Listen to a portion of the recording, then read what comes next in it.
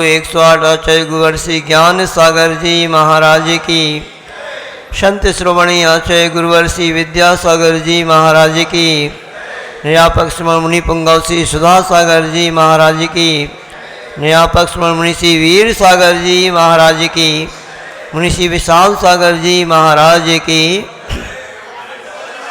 पूज्य मुनिवर श्री धवल सागर जी महाराज की जय।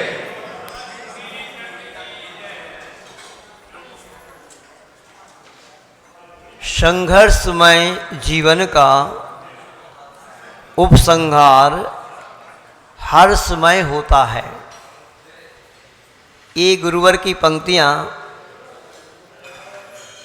इन पंक्तियों में क्या रहस्य भरा हुआ है और गुरुवर ने ये पंक्तियाँ बहुत अनुभव से लिखी होंगी।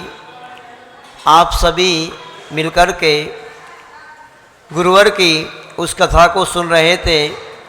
बीच में पर्युषण पर्व आने से कुछ अंतराल पड़ गया, किंतु अपन उस कथा को फिर प्रारंभ करते हैं।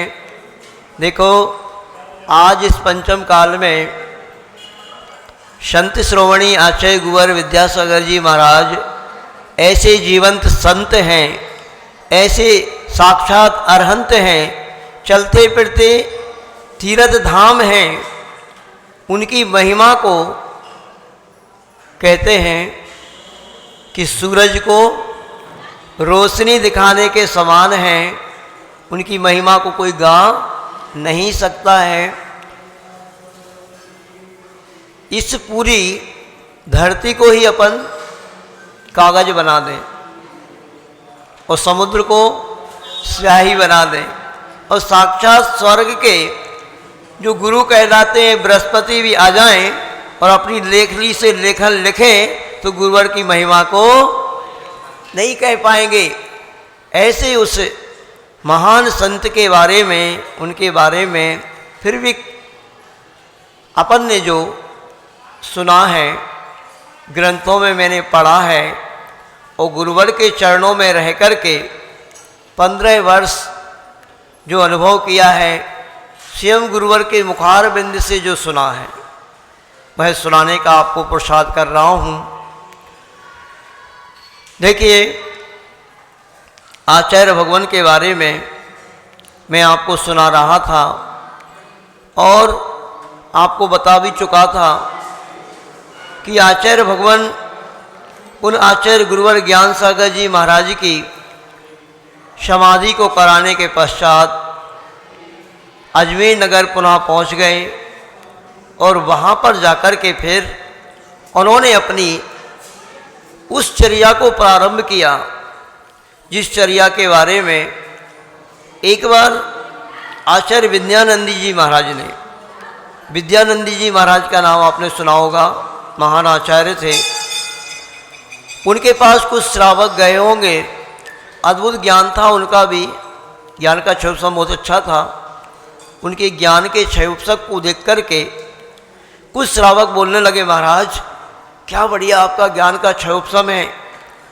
तो आचार्य विद्यानंद जी महाराज ने कहा था कि अरे मेरे पास क्या है, यदि उस चतुर्थकालीन चर्या को देखना हो, तपस्या को देखना हो तो जाओ आचार्य विद्यासागर जी महाराज के पास जाओ। ऐसे उन गुरुवर ने आखिर क्या किया, किस प्रकार की वह चतुर्थकालीन चर्या को किया है, थोड़ा मैंने आपको बताना प्रारंभ किया था। सन 1974 में आचार्य भगवान पुनः अजमेर पहुंचते हैं और अजमेर में जाकर के उन्होंने वह चतुर्थकालीन चर्या को प्रारंभ किया। मैंने आपको बताया था एक नाकीपुरा नाम का स्थान था, वहाँ पर भट्टारकों की कुछ छतरियाँ बनी हुई थीं। वहाँ पर गुरुवर चले जाया करते थे। एकांत में बैठ कर के अष्टमी चतुर्दशी के दिनों में 24-24 घंटे भी ध्यान में बैठे रहते थे। आहार करके यहाँ से गए तो फिर पुनः दूसरे दिन कई बार आहार करने के लिए ही आते थे। और मैंने आपको बताया था कि 20-20 माला गुरुवर बिगर माला के सिर्फ ध्यान मुद्रा में गुप्ती में लीन हो गए। मैंने आपको माला की विधि भी बतलाई थी कि बिगर माला के कैसे माला दी जाया करती है। इस प्रकार से गुरुवर ने अद्भुत चर्या को प्रारंभ किया। उनके मन में कोई कभी किसी प्रकार का आकांक्षा का भाव नहीं हुआ करता था, कोई हमारा बहुत आदर करे ये भी भाव नहीं रहता था। उस समय आचार्य ज्ञान सागर जी महाराज के संग में बूढ़े बाड़े लोग ही प्राया करके थे। एक विवेक सागर जी थे, वह भी गृहस्थी थे, पहले उन्होंने दीक्षा ली थी, उनका संग अलग बन गया, तो गुरुवर के साथ में कोई ज़्यादा और संग में सदस्य नहीं थे। कुछ थे, धीरे धीरे उनकी भी समाधि हो गई।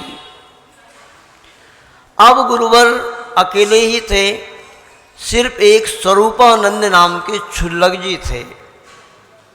वह भी कहते क्षुल्लक थे और वाहन से कभी कभी यहाँ वहाँ चले जाया करते थे। इस प्रकार का वातावरण था। और ये बात आज से 50 साल पहले की बात है।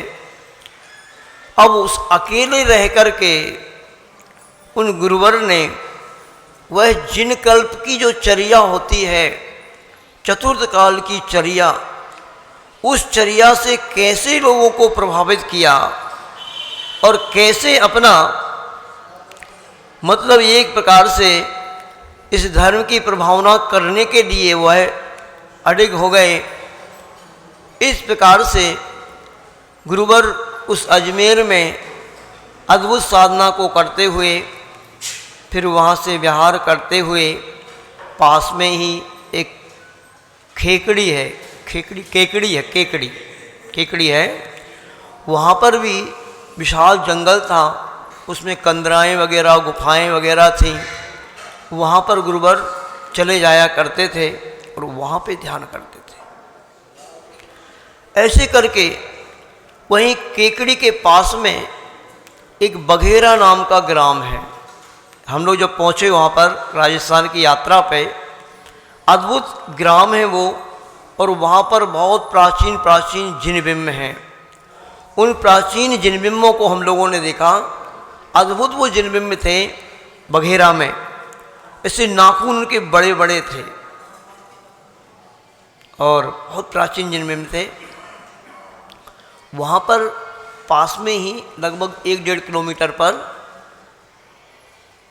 एक पहाड़ जैसा था, उसमें भी गुफा बनी हुई थी। वहाँ गुफा में चले जाते थे आचार्य श्री और वहाँ पे जाकर के ही ध्यान किया करते थे। ऐसे साधना करते करते गुरुवर अपनी तपस्या कर रहे थे।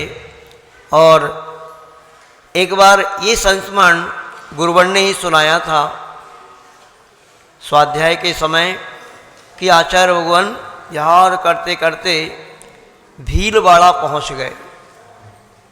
भीलवाड़ा में भी ऐसे कोई स्थान होगा और वहाँ पर जाकर के आचार्य भगवान तपस्या करते थे।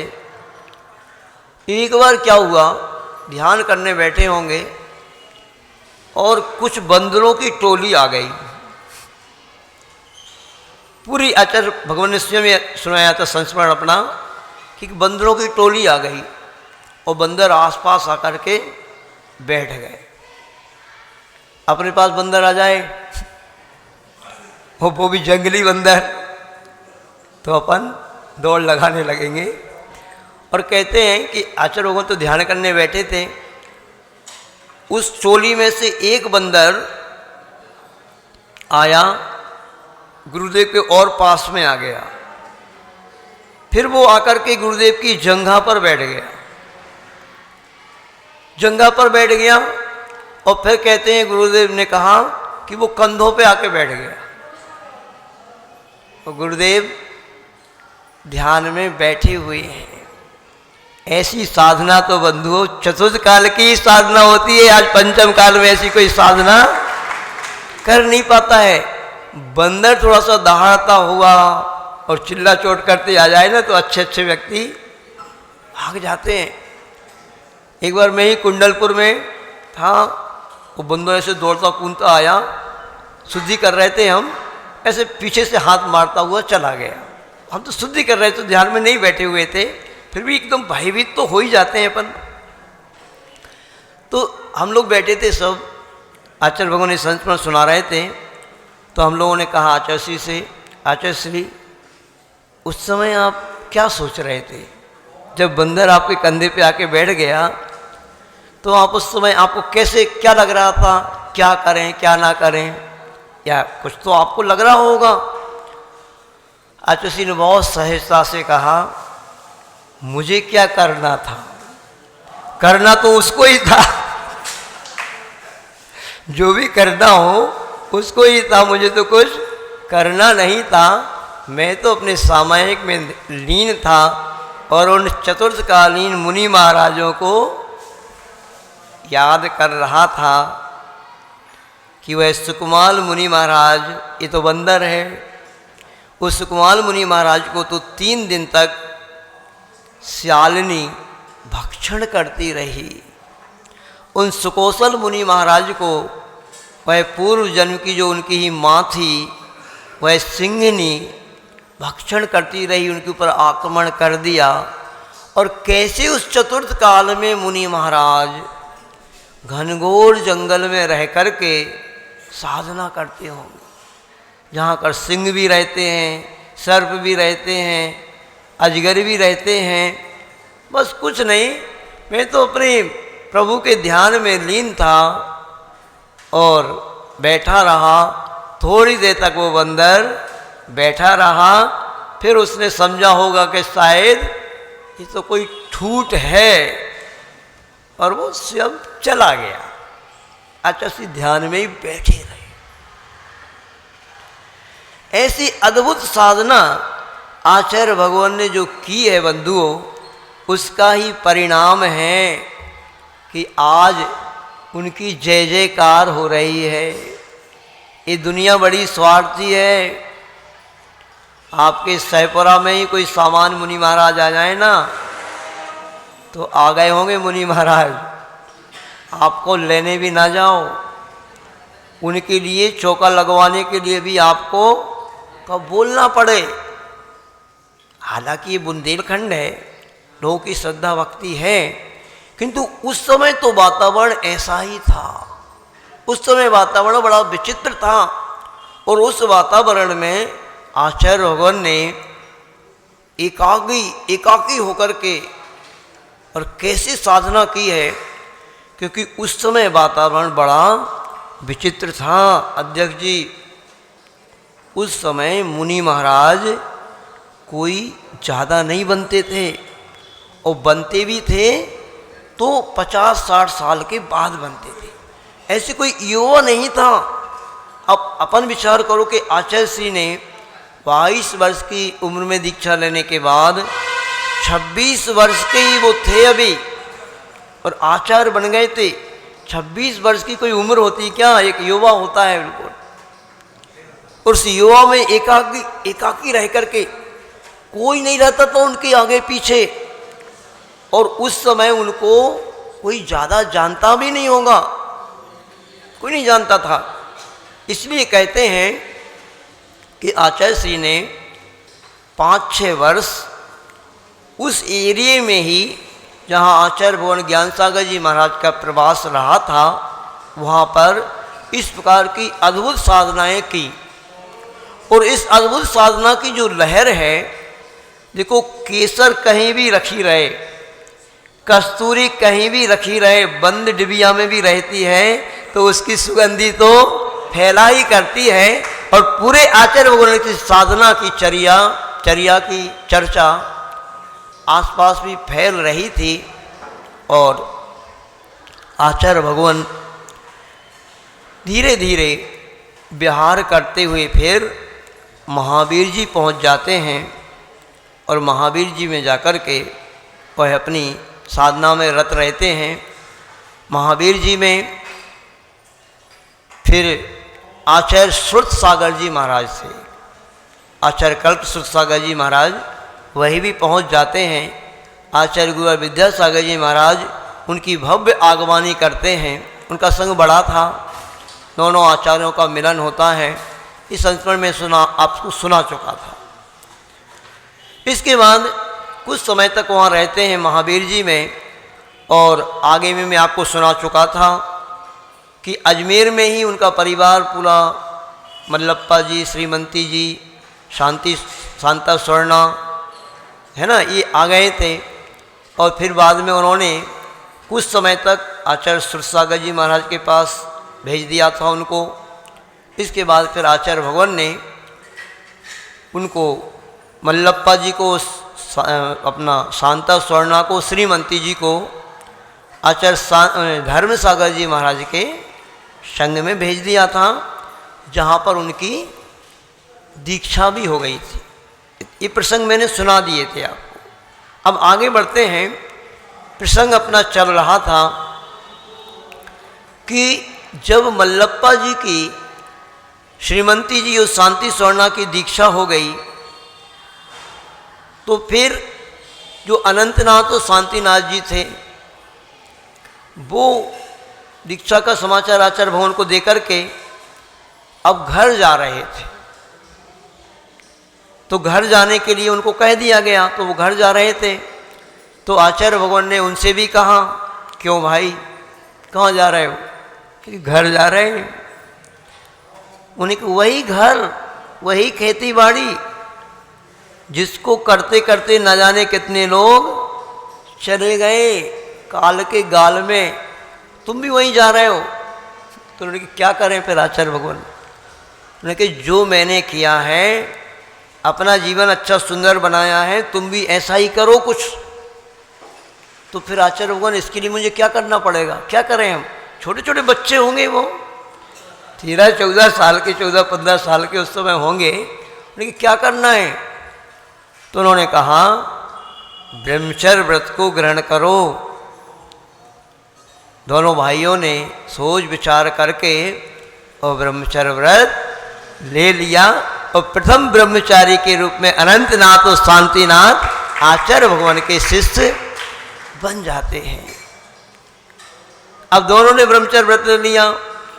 तो मल्लप्पा जी को बताया होगा, गए हों दर्शन करने जो भी, तो उन्होंने कहा सुनो, तुमने व्रत ले तो लिया, अब सोच समझ के आगे बढ़ना, मेरे पास रोते धोते नहीं आना। ऐसे करके उन्होंने बहुत साहस के साथ व्रत ले लिया। आचार्य भगवान एकाकी विहार कर रहे हैं। दोनों नए नवेले बटुक ब्रह्मचारी उनके साथ में हैं, वो वैयावर्ती में हमेशा रहते हैं साथ में आचार्य भगवान के। और फिर कुछ समय तक महावीर जी में रहने के बाद आचार्य भगवान वहाँ से भी विहार कर देते हैं एकाकी, बिगर बताए। ये आचार्य भगवान का शुरू से ही रहा, और उन्होंने विहार कर दिया। हिंडौन, बिथाना, उज्जैन, ऐसे कुछ स्थान दिए हैं। यहाँ से विहार करते हुए आचार्य भगवान भरतपुर आ गए। भरतपुर वहीं आगरा के पास है। हम लोग भी अभी उस स्थानों में नाम सुने थे जब आगरा में रहे पिछले वर्ष। 20 दिन का प्रवास वहाँ पे आचार्य भगवान का रहा। ऐसे करते हुए उनके संग में दोनों ब्रह्मचारी थे और आचार्य भगवान थे। स्वरूपानंद जी जो थे, मैंने बताया आपको, वो तो कभी कभी चले जाते थे और आते जाते रहते थे। फिर बाद में एक क्षुल्लक जी महाराज और दक्षिण से आ गए थे। वह क्षुल्लक जी, उनका नाम था मणिभद्र सागर, जो बाद में मुनि ब्रह्मानंद सागर जी बने। वही मणिभद्र सागर जी थे पहले, वो आ गए थे। ऐसे करके हुए फिर आचार्य भगवान भरतपुर से गोवर्धन आए, मथुरा की ओर बढ़ गए आचार्य भगवान। गोवर्धन वहीं पड़ता है, और वहाँ पर रास्ते में एक जगह कुम्हेर ग्राम में शांतिनाथ को 7 प्रतिमा के व्रत आचार्य भगवान ने दे दिए। शांतिनाथ कौन थे? शांतिनाथ जी आगे चल करके मुनि श्री समय सागर जी बने। इस तरीके से प्रथम प्रतिमाधारी कोई शिष्य उनका बना तो वो शांतिनाथ जी बने। ऐसे बहुत उलट फेर होगी, देखना गुरुवर ने बहुत साधना को देख करके, तपस्या को देख करके, उनकी योग्यता को देख करके बहुत परिवर्तन भी किए हैं। तो 7 प्रतिमा के व्रत हो जाते हैं।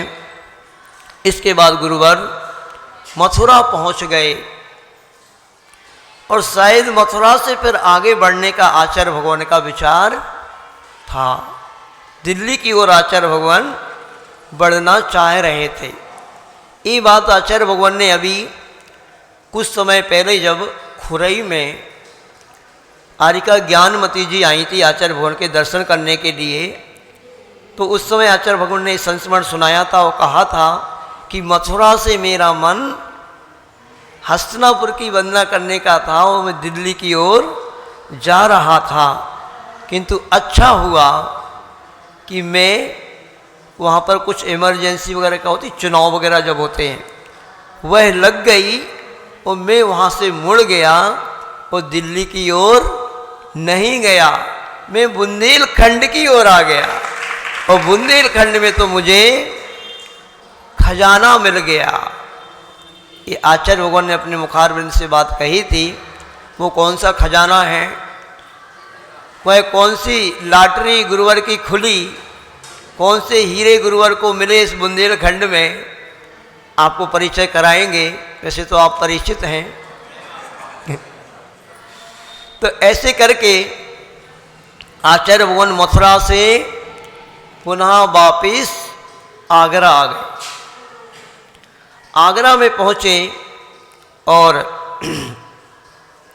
आगरा जब पहुँच गए तो जो अनंतनाथ जी थे ना, अनंतनाथ जी कौन, योग सागर जी महाराज बाद में बने, उन्होंने ताजमहल देखने की भावना रखी। आचार्य भगवान समझ गए, कुछ समझ गए होंगे, और आचार्य भगवान ने कहा देखो। ये देखो शब्द उनका शुरू से ही चलता है। इधर देखो कहा और आचार्य भगवान ने वहाँ से विहार कर दिया। अनंतनाथ की भावना मन की मन में रह गई और कहते हैं आचार्य भगवान एतमादपुर होते हुए टूंडला पहुँच गए और वहाँ पे जाकर के फिर टूंडला से होते हुए फिर थोड़ी देर यानी टूंडला में जाकर के वहाँ पर उनको अपने अनंतनाथ को फिर वहाँ पर 7 प्रतिमा के व्रत अनंतनाथ को धौलपुर में और आगे जाकर के फिर 7 प्रतिमा के व्रत इनको भी दे दिए। तो इनको थोड़ी संतोषी हो गई, क्योंकि अनंतनाथ बड़े थे और शांतिनाथ छोटे थे और शांतिनाथ जी की प्रतिमा पहले हो गई। तो योग सागर महाराज जी को, अनंतनाथ को ऐसे लग रहा हो कि मैं तो बड़ा हूँ, मेरी प्रतिमा हुई नहीं। तो ऐसे करके उनको भी 7 प्रतिमा के व्रत दे दिए। अब दोनों बाल ब्रह्मचारी अनंतनाथ और शांतिनाथ 7 प्रतिमाधारी बन गए। ऐसे करके आचार्य भगवान फिर वहाँ से आगे और बढ़ते हुए सुहाग नगरी फिरोजाबाद पहुँचते हैं। 1975 की ये बात है, हैं 75 का वो शायद गलत हो गया होगा। 74 के बाद 75 का चातुर्मास फिरोजाबादी हुआ है, हमने पहले बोला होगा शायद। तो फिरोजाबाद पहुंचते हैं। अब आचार्य भगवान फिरोजाबाद पहुंचे। फिरोजाबाद में आचार्य भगवान को कोई भी लेने नहीं आया, क्योंकि एकाकी थे। और फिरोजाबाद जो था वहाँ पर विद्वानों की नगरी थी, कोई लेने नहीं गया समाज का कोई भी व्यक्ति। तो वहाँ पर एक नसिया थी या जो स्थान था, वहाँ पर एक प्राचार्य नरेंद्र प्रकाश जी अच्छे विद्वान थे। उनके पास समाचार पहुँचा कोई एक अकेले आचार्य यानी मुनि महाराज कोई अपने नगर की ओर आ रहे हैं। उन्होंने कहा उनका नाम क्या है? उन्होंने कि आचार्य विद्यासागर जी महाराज। अब वो थोड़े परिचित होंगे। उन्होंने फिर सब समाज को समाचार दिया और फिर धूमधाम से आचार्य महाराज को सब लोग लेने के लिए गए और आचार्य भगवान का चातुर्मास 1975 का फिरोजाबाद में स्थापित हुआ। अद्भुत चर्या थी गुरुवर की। और जैसे ही चातुर्मास स्थापित हो गया तो गुरुवर ने अपनी उस चतुर्थकालीन चर्या का टेलर दिखाना प्रारंभ किया। वो फिरोजाबाद से किया। पहले क्या होता था, पूज्य सुधासागर जी महाराज ने बताया था, जो भी संघ हुआ करते थे उन संघ का एक संघपति होता था और उस संघपति के इशारे पे सारा संघ चला करता था। ये चर्या हुआ करती थी। किंतु आचार्य विद्यासागर जी महाराज तो अलग ही संत थे। वहाँ नसिया वगैरह में ही चौका वगैरह लगा होगा। उन्होंने सीधी अंजलि बनाई और सीधे नगर के लिए निकल गए। आज जो हम लोग ये चर्या कर रहे हैं, हम लोग जब दिल्ली पहुँचे तो दिल्ली में मैंने भी कई बार ऐसे किया, अंजलि बनाई और दूसरी कॉलोनी निकल गए। हम लोग का चातुर्मास सूर्यनगर में था एक बार, और सूर्यनगर से ऋषभ विहार बाहुबली कॉलोनी 5 किलोमीटर था, 4.5 या 5 होगा।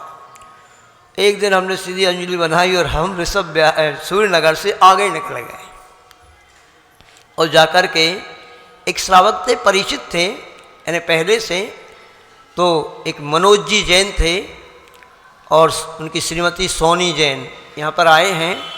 उन्होंने नियम लिया था कि हम महाराज जी 4 महीने शुद्ध भोजन बनाएंगे।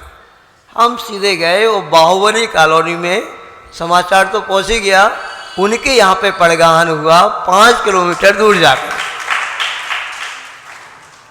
ये शिक्षा हम लोगों ने किससे ली? अरे अपने गुरुजी ने पहले ये करके दिखाया है। वो सीधा फिरोजाबाद से अंजलि बना करके यानी उस नसिया से फिरोजाबाद नगर के लिए निकल गया। कैसे वहाँ चौके वगैरह होंगे नहीं,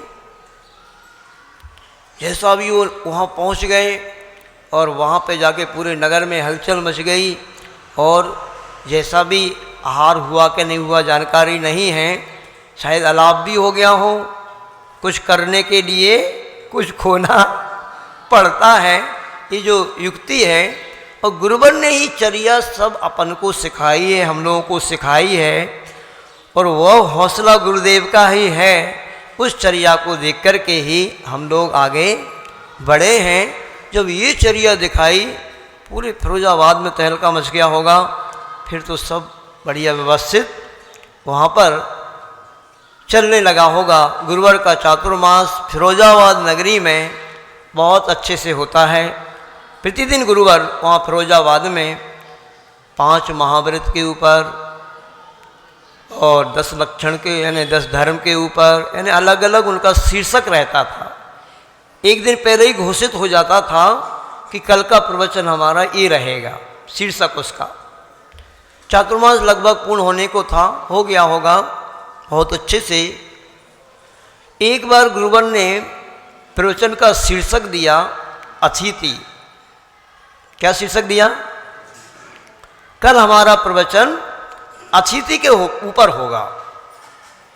संडे का दिन था, चारों तरफ से जनता आ रही होगी प्रवचन के लिए। और विषय शीर्षक भी बहुत अच्छा दिया था कि भाई अतिथि क्या होता है, इसके ऊपर हमारा प्रवचन रहेगा। और आचार्य भगवान ने सुबह ही सुबह पिसी कमंडल उठाया और बिहार कर दिया। 2-3 किलोमीटर पहुंच गए। जब किसी को मालूम पड़ा होगा तो जनता पहुंची होगी। प्राचार्य नरेंद्र प्रकाश जी पहुंचते हैं और उन्होंने जाकर के कहा, आचार्य भगवान आज तो आपका प्रवचन का शीर्षक था अतिथि और आपने तो विहार कर दिया। आचार्य श्री ने कहा, प्राचार्य महोदय, जिसकी आने जाने की कोई तिथि नहीं होती है वही तो अतिथि होता है, और मैंने ये आज जीवंत प्रवचन दिया है। यानी वास्तव में अतिथि क्या हुआ करते हैं इसका साक्षात टेलर आपको दिखाया है। ये होते हैं अतिथि। ऐसे करके आचार्य भगवान उस फिरोजाबाद नगरी में अद्भुत धर्म प्रभावना करते हुए उस फिरोजाबाद से वर्षायोग करने के बाद पुनः आगरा की ओर विहार कर देते हैं। वो आगरा आ जाते हैं। आगरा में भी उस समय वातावरण बहुत अलग था। हम लोग जब आगरा पहुँचे और उस आगरा में अद्भुत धर्म प्रभावना हुई। ये समझ लो कि हम लोगों ने जैसे दिल्ली से विहार किया तो आगरा से भी इधर लोग बहुत अधिक मात्रा में, जैसे आपका सहपुरा का युवा मंडल है ना, ऐसे ही आगरा का भी बहुत अच्छा युवा मंडल सशक्त था। सैकड़ों युवक आ गए और उधर दिल्ली से भी हम लोगों के साथ यानी कि 40-50 लोग आ जाते थे। जब आगरा वालों ने ये दृश्य देखा कि 40-50 लोग महाराज जी के साथ 6 बजे ही आ गए, तो आगरा वालों ने कहा, ये करिश्मा हमने तो कभी नहीं देखा कि दिल्ली से कोई महाराज जी का विहार हुआ हो और उनके साथ इतने सारे लोग। क्योंकि रास्ते में हम लोग को एक महाराज जी और मिले, मुश्किल से उनके साथ 2-3 लोग चल रहे थे। तो आगरा वालों ने कहा, हमने तो ये देखा है कि दिल्ली वाले अपनी बस दिल्ली की सीमा समाप्त हुई थोड़ा सा और गायब भी हो जाते थे, आगरा वालों को लेने जाना पड़ता था। तो ये दृश्य क्या है, हम लोगों ने भी देखा। आगरा में तो इतना उत्साह दिख रहा है कि बुंदेलखंड से भी बढ़कर के गजब का उत्साह उन लोगों में था, बहुत ही अच्छे से। किंतु ये उत्साह कैसे था, आचार्य रघुवर विद्यासागर जी महाराज ज़्यादा नहीं रुके आगरा में, 2-4 दिन ही रुके। किंतु आचार्य भगवान ने वहाँ पर ऐसी चर्या की होगी। और एक व्यक्ति ने हम लोगों को, जब आगरा के एक सदस्य ने बताया, हम लोग जब आगरा में चातुर्मास कर रहे थे, कि महाराज जी आचार्य भगवान के हार यहाँ पर हुए थे। और कोई कोई फोटो भी अपन देखते हैं ना आचार्य भगवान की, उस समय क्या परिस्थिति होती थी। आज हम लोग जो है ना बनी बनाई खीर खा रहे हैं, हम लोगों को कुछ भी पुरुषार्थ नहीं करना पड़ रहा है, परिश्रम नहीं करना पड़ रहा है। आचार्य भगवान उस समय जब आहार करते होंगे, एक टेबल रहती थी और एक टेबल पे एक थाली रखी हुआ करती थी और एक लोटा दूध का और एक पानी का और 2-3 कटोरी थाली में रहती थी। ऐसी अद्भुत चर्या थी गुरुदेव की। लेते भी क्या थे वो, साधारण सिंपल भोजन हुआ करता था। श्रावक भी बहुत अधिक ट्रेंड नहीं थे, परिचित नहीं थे। ये सारी की सारी व्यवस्थाएं जो आज बहुत हाई फाई चलने लगी हैं, ये आहार चर्या वगैरह पूरी चेंज होती जा रही है। ये बाद में सब चेंज होती गई। जैसे जैसे श्रावक परिचय में आते गए, संग बढ़ता गया, संग में त्यागी वृत्ति बढ़ते गए, तो ये सब व्यवस्थाएं भी बढ़ती गईं। और साधारण सिंपल चर्या गुरुदेव की थी, बहुत सहज चर्या थी। और उस चर्या से अद्भुत श्रावक प्रभावित होते थे। उस अद्भुत चर्या को देख कर के 3-4 दिन रहे होंगे। हम लोगों का चातुर्मास जब आगरा में भी चल रहा था, और वहाँ पर जब मंदिर की बात आई, छिपी टोला में, आगरा वाले शायद कल आने वाले हैं, यहाँ पर बेनाड़ा परिवार, शायद विभू बेनाड़ा जी अपने कई यानी आगरा वासियों को लेकर के आपके सहपुरा में आने वाले हैं। तो वहाँ पर आचार्य भगवान के पास जब समाचार भेजा कि छिपी टोला वाले आचार्य भगवान पाषाण का मंदिर बनवाना चाहते हैं, तो आचार्य श्री ने कहा, आगरा में छिपी टोला में पाषाण का मंदिर कहाँ बनेगा, वहाँ तो छोटी छोटी गलियाँ हैं। नहीं आचार्य श्री अब वातावरण बदल गया है, आप जब आए होंगे उस समय वातावरण अलग था, किंतु कुछ ही समय आचार्य भगवान ने वहाँ पर रह कर के जो उस धर्म का बीजारोपण किया, जो संस्कार वहाँ पर दिए, जो तपस्या उनकी वहाँ पर हुई, उसकी छाप आज भी है और उसका फल हम लोगों को, जो भी शिष्य वहाँ पहुँचते हैं, हम लोग को सहज ही मिल जाया करता है। और उस आगरा नगर में ऐसा अद्भुत हम लोगों का चातुर्मास हुआ था, बहुत लोग धर्म से जुड़े, अच्छी प्रभावना वहाँ पर हुई थी। तो आचार्य भगवान फिर आगरा से विहार करते हुए राजा खेड़ा, मछरिया, धौलपुर होते हुए मतलब आगे बढ़ते हैं और धीरे धीरे फिर आचार्य भगवान आगे सोनागिर की ओर आ जाते हैं। सोनागिर में फिर आचार्य भगवान ने वहाँ पर फिर ये जो बात है ना, ये 1975 की ही है। 1975 में फिर आचार्य भगवान ने वहाँ पर सोनागिर जी में लिखा है यहाँ पे 18/12/1975 को श्री बाहुबली स्वामी की चरण छाया में सर्वप्रथम अब दीक्षा दी। सर्वप्रथम आचार्य भगवान के द्वारा दीक्षित शिष्य कौन थे, ये रहस्य आपके सामने आ रहा है। अनंतनाथ जी और शांतिनाथ जी तो उनके ब्रह्मचारी बनी गए थे। दक्षिण के ही और कोई 2 ब्रह्मचारी, जिनका नाम था भूपाल, भूपाल जी, महावीर जी और अनंतनाथ जी और शांतिनाथ जी, ये 4 ब्रह्मचारियों को जो सर्वप्रथम दीक्षार्थी थे, उनको सोनागिर जी में जो बाहुबली भगवान की प्रतिमा है, चंद्र भगवान की उधर है, वहीं पर ही यानी उसी प्रांगण में आचार्य भगवान ने क्षुल्लक दीक्षा प्रदान की इन 4 ब्रह्मचारियों को। इनके नाम रखे गए। अब देखना, सबसे पहले क्षुल्लक जी बने क्षुल्लक प्रवचन सागर जी महाराज, क्षुल्लक नियम सागर जी महाराज, क्षुल्लक युग सागर जी महाराज और क्षुल्लक समय सागर जी महाराज। यहाँ पर अब सबसे आखिरी में समय सागर जी महाराज हैं।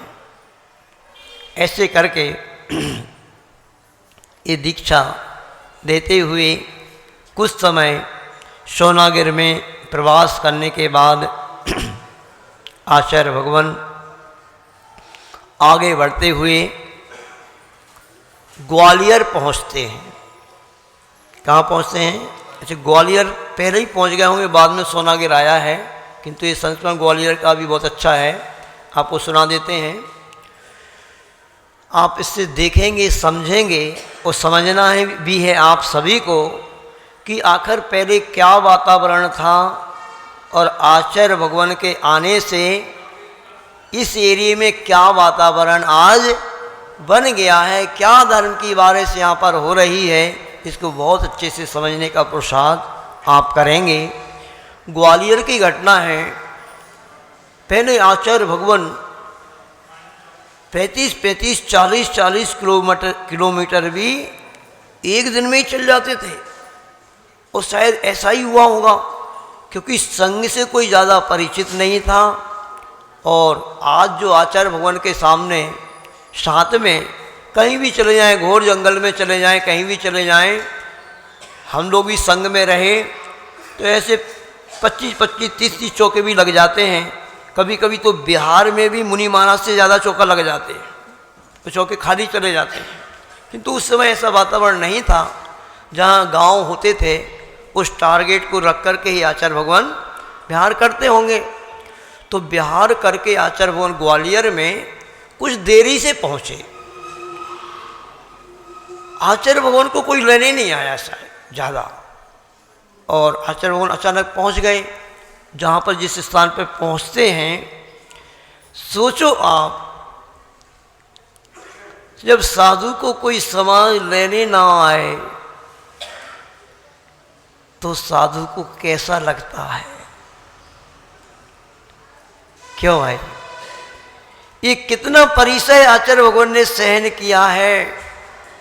हम लोग जब राजस्थान की ओर विहार कर रहे थे, धार नगरी से हम लोग उधर थांदला की ओर बढ़ रहे थे, तो तीनों मुनि महाराज थे, अपना पिछी कमंडलू और तीनों मुनि महाराज, और कोई नहीं था।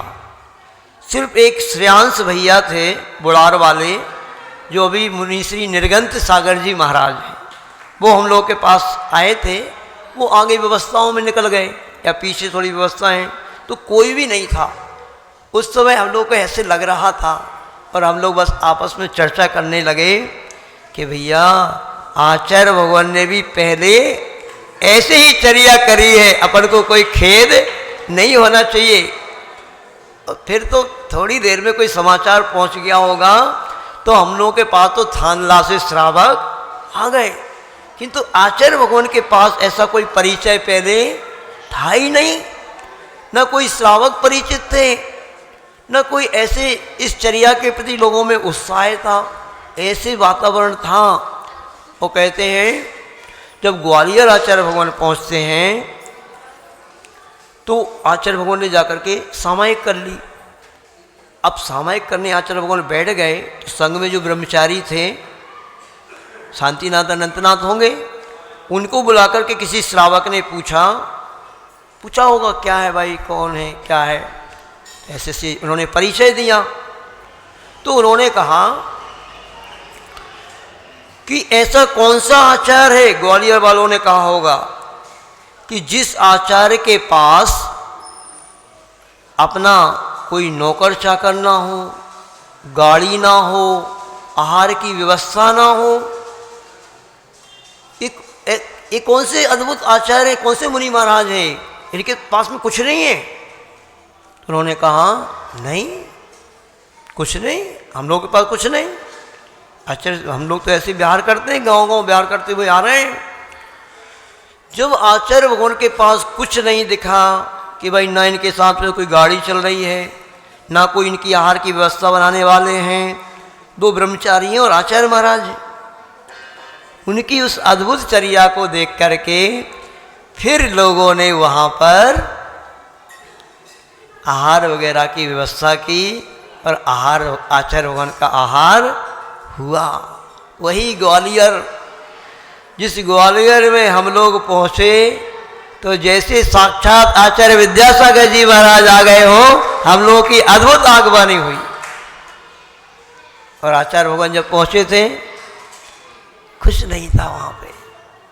अब देखना आचार्य भगवान की निरीहता, उनकी निरीह व्यक्ति।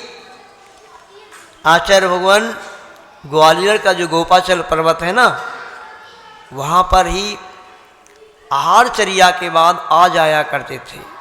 कम से कम जहाँ पर शहर था वहाँ से 1.5 किलोमीटर था वो। आचार्य भगवान उस गोपाचल पर्वत पर आकर के ध्यान तपस्या में लीन रहते थे, और फिर वहीं रहते थे। बाद में शहर में आहारचर्या के लिए जाते होंगे, सुबह सुबह चले जाते होंगे, और वहाँ जाकर के प्रवचन होता था।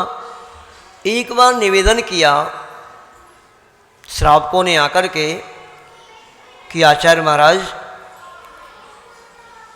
आप शहर में भी प्रवास करें तो अच्छा रहेगा, क्योंकि महिला वर्ग वगैरह सुबह सुबह ज़्यादा नहीं आ पाते हैं यहाँ पर। आपका उपदेश सुनने के लिए महिला वर्ग को लाभ मिल जाएगा। तो आचार्य श्री ने कहा, देखो क्या कहा, कैसी निरीवृत्ति थी गुरुवर की। हम लोग तो लोभ लालच में आ जाते हैं। आचार्य श्री ने कहा, देखो मैंने अपने आत्म कल्याण करने के लिए दीक्षा ली है, और सुबह यहाँ पर प्रवचन होता ही है। उस प्रवचन को सुनकर के ही आपको संतोष करना चाहिए।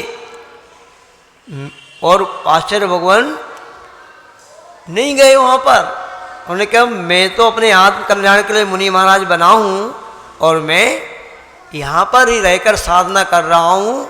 दोपहर में जो प्रवचन होता है यानी सुबह जो प्रवचन होता है, जिनेंद्र भगवान की वाणी का जो उपदेश होता है उसका ही मनन करना चाहिए और स्वाध्याय आपको करना ही है दोपहर में, तो आप स्वयं कर लो।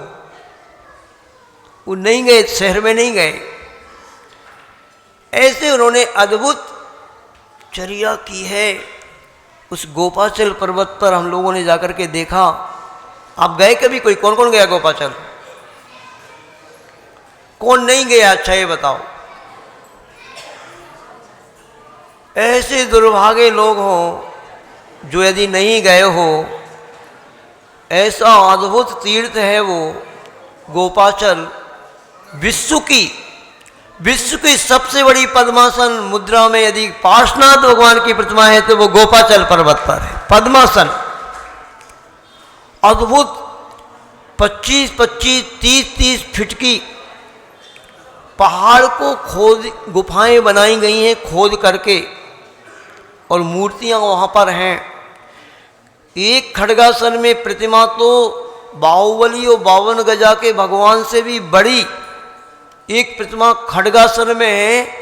किले के उस साइड जहाँ पर वो बना है मेंटल हॉस्पिटल है ना, पागल खाना, उस साइड से आते हैं। ऐसा बहुत अद्भुत तीर्थ है बंधुओं।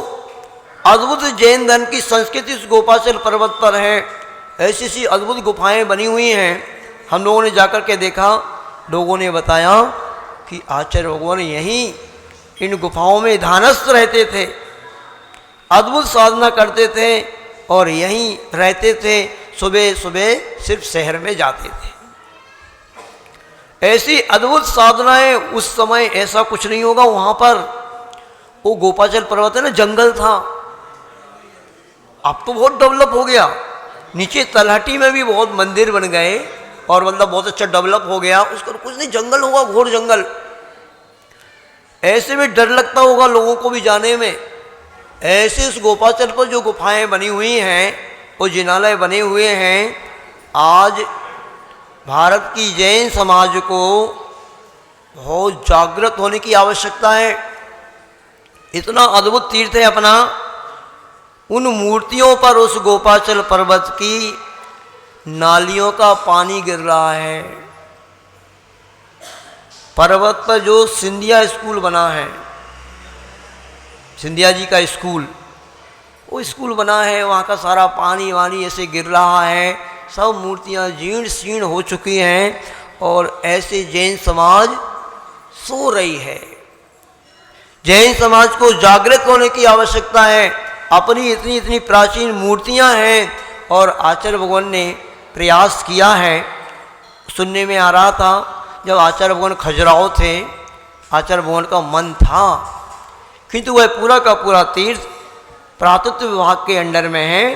पुरातत्व विभाग तो सोया है। सरकार तो सरकार होती है, पुरातत्व विभाग को कोई लेना देना है नहीं।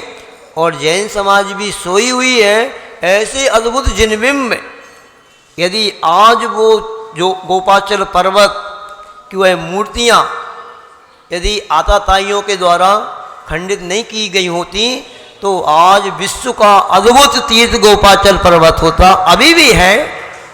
एक भगवान पार्श्वनाथ भगवान की अद्भुत प्रतिमा तो अभी मतलब पूर्ण पद्मासन में वहाँ पर बहुत अद्भुत है,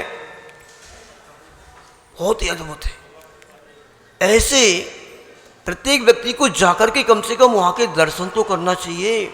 वह अपनी संस्कृति को देखना तो चाहिए आप लोगों को कि कैसी 30-25 फीट की जो खड्गासन मूर्तियाँ पूरी 24 और पूरे एक जगह नहीं, पूरे पर्वत पर पीछे साइड आप जाओगे, हजारों मूर्तियाँ पूरे पर्वत में खड्गासन में बनी हुई हैं। हजारों मूर्तियाँ।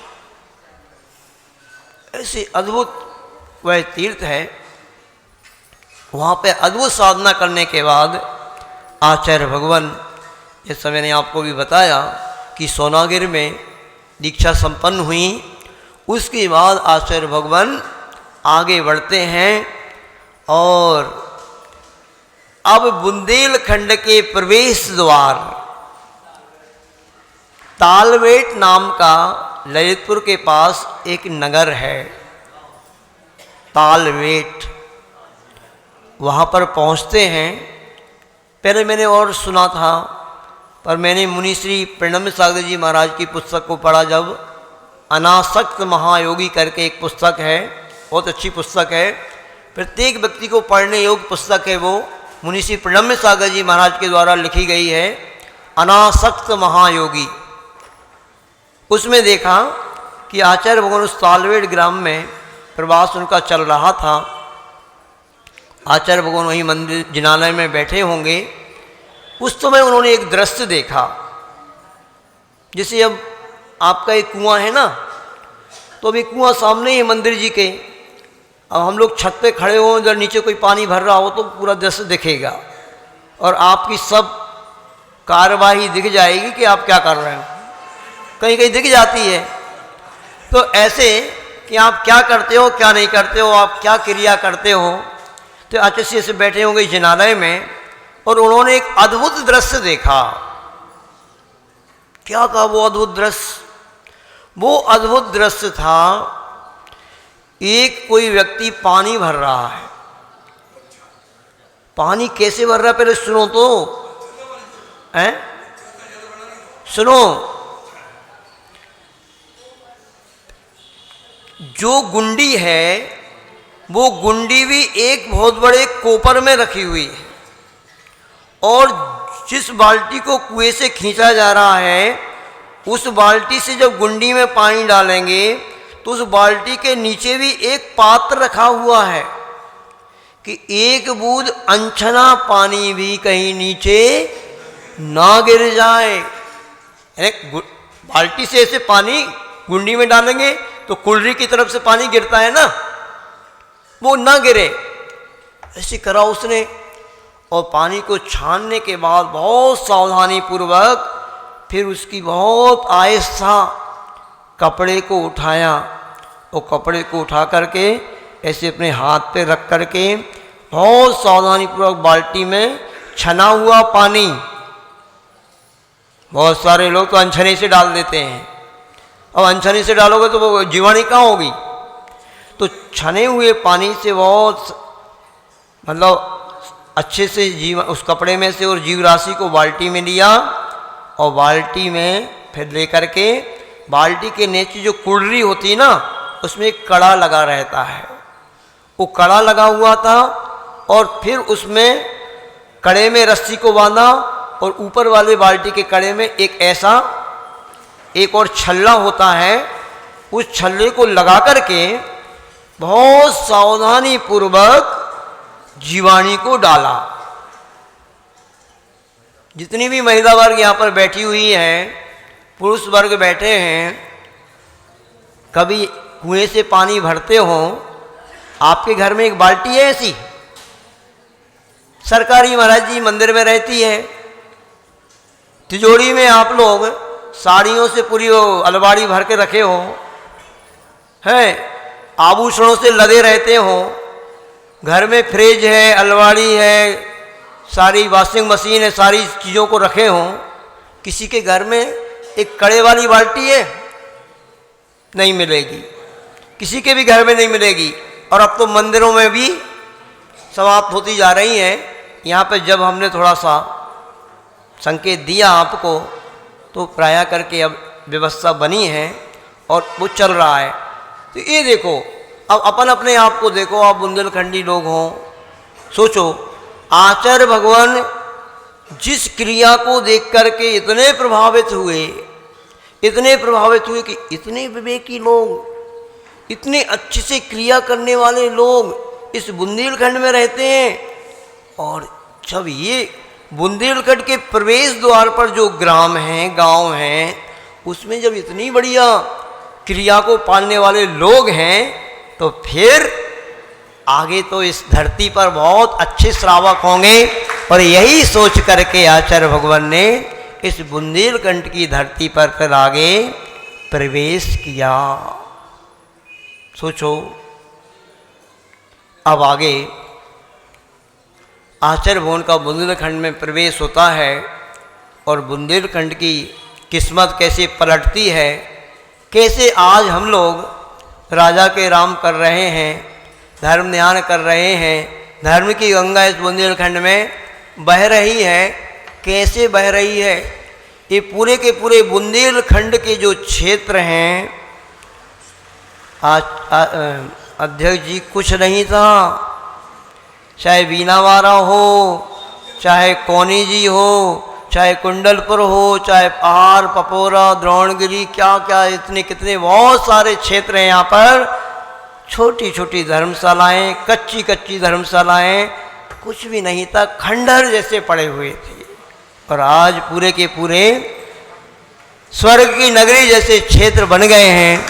और वहाँ पर आकर के श्रावक गणों की लाइन तो लगी रहती है, देवतागण भी आकर के भगवान की तपस्या और आराधना करने के लिए आया करते हैं।